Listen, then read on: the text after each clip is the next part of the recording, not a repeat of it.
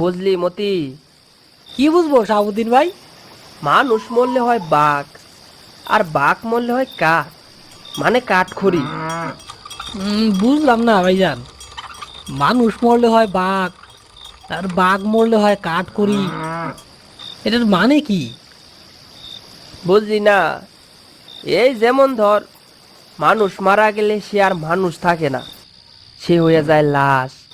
আর লাশ দেখলে সবাই ভয় পায়, কেউ ধারের কাছেও আসে না। এই যে দেখ, আমাদের সাথেই একটা লাশ।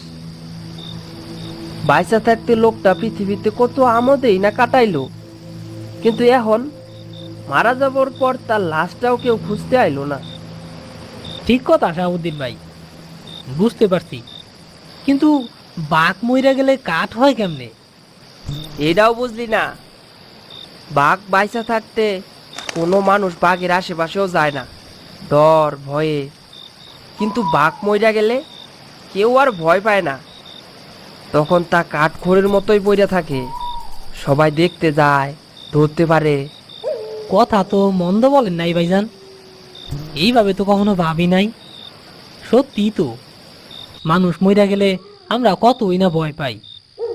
সবই উপরওয়ালার খেলা রে। তয় পিয়া, তুমি সাবধানে গাড়ি চালাও।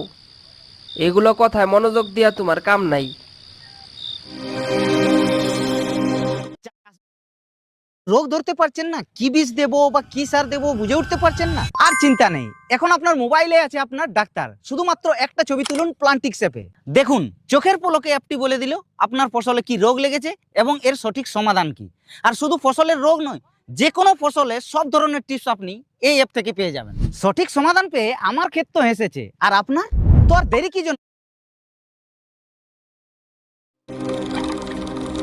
ইনি হচ্ছেন শাহাবুদ্দিন, পেশায় একজন লাশবাহক। অন্য সাধারণ মানুষের মতোই তার জীবনযাপন। হাসপাতালের মর্গ থেকে বেওয়ারিশ লাশ নিয়ে এসে কবর দেয়াই তার কাজ।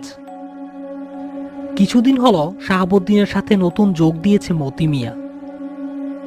লাশ বহন করে নিয়ে এসে গাড়িতে তোলা, কবর খুঁড়ে লাশ দাফন করা, মূলত শাহাবুদ্দিনকে সহযোগিতা করাই তার কাজ। বরাবরের মতো আজকেও শাহাবুদ্দিন আর মতি মিয়া ভ্যান গাড়িতে করে একটি লাশ নিয়ে যাচ্ছে দাফন করতে। রাত তখন ঘনিয়ে এসেছে। তৈয়ব মিয়া, গাড়ি এইখানেই রাখেন। মতি, লাশ ধর, নিচে নামা, সাবধানে ধরিস। আচ্ছা ভাইজান, ধরেন।